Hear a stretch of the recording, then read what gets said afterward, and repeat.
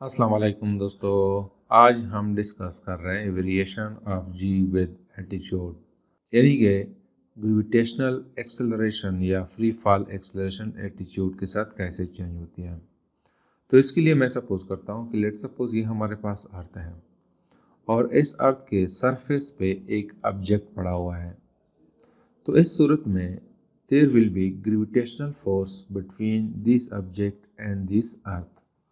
So according to the universal law of gravitation, gravitational force is equal to gravitational constant, mass of object and mass of earth divided by the distance between the centers of two objects।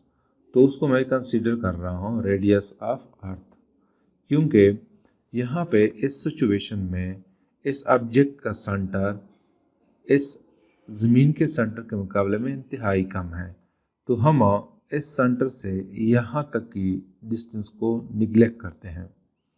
तो इस equation के मुताबिक gravitational force जो है it is equal to Gm0 me divide by r square. तो इसको मैं नाम देता हूँ कि this is equation number 1। According to Newton second law, this F is equal to weight of the object which is equal to m into g। तो इसको मैं इक्वेशन 2 का नाम देता हूँ। अब मैं इक्वेशन 2 को इक्वेशन 1 में पुट करता हूँ। तो इक्वेशन 1 जो है it will become equal to m0 g is equal to g m0 into mass of earth divided by R e square. दोस्तों यहाँ इक्वेशन 2 में m जो है ये एक्चुअली m0 है, मास ऑफ ऑब्जेक्ट है।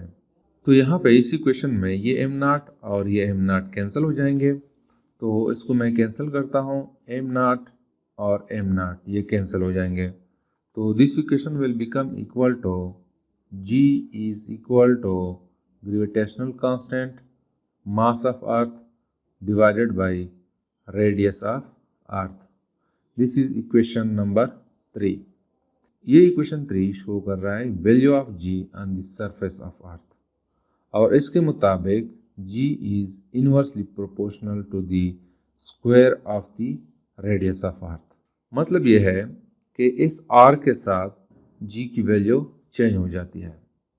अब अगर मैं यूँ करूँ कि इस ऑब्जेक्ट को यहाँ से उठा के कुछ डिस्टेंस पे ले जाता हूँ, ऊपर ले जाता हूँ, और मैं सपोज करता हूँ कि इस सिचुएशन में अर्थ और इस ऑब्जेक्ट के दरमियान डिस्टेंस h है।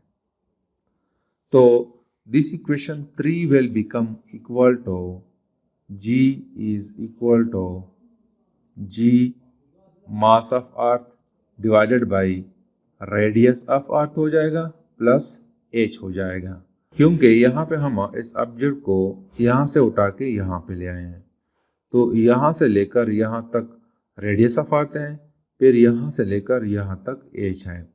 तो हमारे पास यहाँ पे आ जाएगा स्क्वायर, तो इसका स्क्वायर हो जाएगा। इसको मैं इक्वेशन 4 का नाम देता हूँ।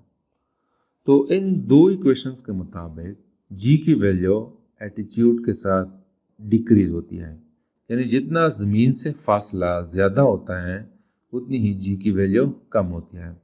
तो इसी वजह से ज़मीन के जो पोल्स हैं उस पे g की वैल्यू ज़्यादा होती है और इक्वेटर पे g की वैल्यू कम होती है।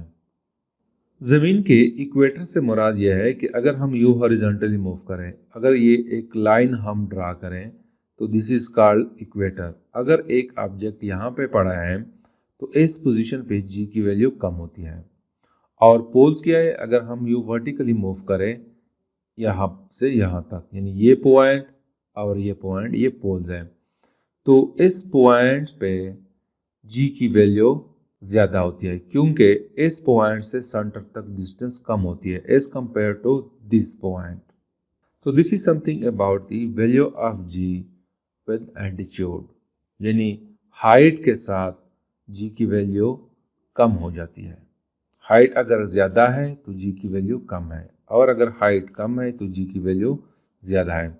तो इसी वजह से हमारे ज़मीन के सरफेस पे अगर बहुत ऊंचे ऊंचे पहाड़ हैं तो वहाँ पे g की वैल्यू कम होती है, یعنی اگر میں اگزامپل دے دو مری کی، تو مری کے بہت اونچے پہاڑ ہیں، وہاں پہ پہاڑوں کے ٹاپ پہ جی کی ویلیو کم ہوتی ہے کیونکہ سینٹر سے ڈسٹینس زیادہ ہوتی ہے۔ اس کے مقابلے میں اگر ہم کراچی دیکھیں تو کراچی کا زمین کے سینٹر سے ڈسٹینس مری کے مقابلے میں کم ہے، تو وہاں پہ جی کی ویلیو زیادہ ہوتی ہے۔ تو دس از some thing about the variation of G with altitude.